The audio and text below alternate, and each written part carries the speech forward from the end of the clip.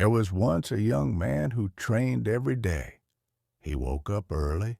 He followed the routine. He repeated the same movements again and again. From the outside, nothing about him looked extraordinary. But every night, before sleeping, he did something unusual. He closed his eyes and lived his future in silence. He did not fantasize. He rehearsed. He saw every step, every movement, every moment of pressure, not once, but thousands of times. While others rested their bodies, he trained his mind. In his mind, there was a pool. He walked toward it calmly. He felt the air. He heard the crowd. He stood still. He saw himself dive, stroke by stroke, breath by breath. He imagined fatigue, resistance, pain, and then he imagined continuing anyway. He did not visualize victory. He visualized process, because the mind does not follow wishes. It follows preparation. Most people misunderstand visualization. They think it means imagine success and wait. But real visualization is mental conditioning. Your brain does not clearly distinguish between vividly imagined repetition and real repetition. Neural pathways strengthen the same way. That is why pilots rehearse emergencies. That is why surgeons visualize procedures. That is why elite performers train mentally when the body rests. Visualization is not dreaming. It is practice without movement. One day, something went wrong. In the middle of the most important moment of his life, everything failed. His goggles filled with water, vision blurred, breathing disrupted, timing thrown off. Panic should have followed, but it didn't. Why?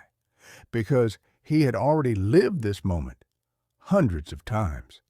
In his mind, this failure had already happened, and he had already continued. That man was Michael Phelps.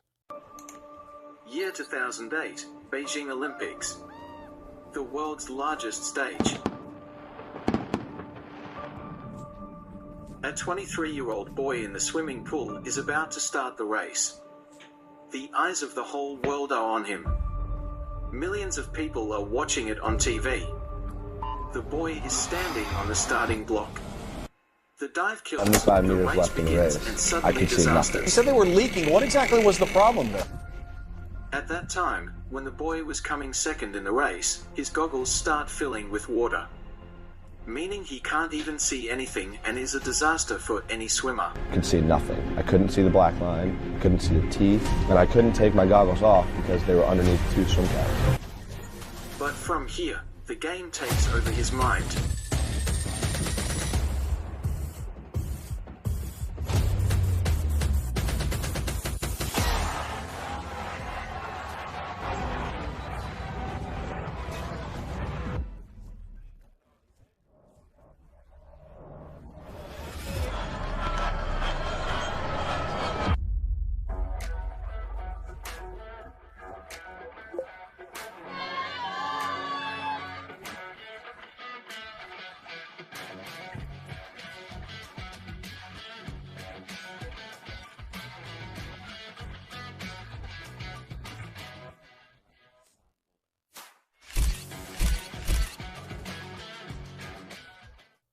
Before races, he visualized perfect swims, imperfect swims equipment, failure, exhaustion, pressure. His coach trained his mind as seriously as his body. So when failure arrived in real life, his body followed a script his mind already knew. That race, where he couldn't see clearly, became one of his greatest victories, breaking the world record. Not because of luck, because of preparation. Visualization works when it is calm, repeated, detailed, boring, not emotional hype, not obsession. Stoics understood this long before modern science. Train the mind for adversity before adversity arrives. Michael Phelps did not visualize medals. He visualized discipline under pressure. That is why success followed him. Do not visualize outcomes.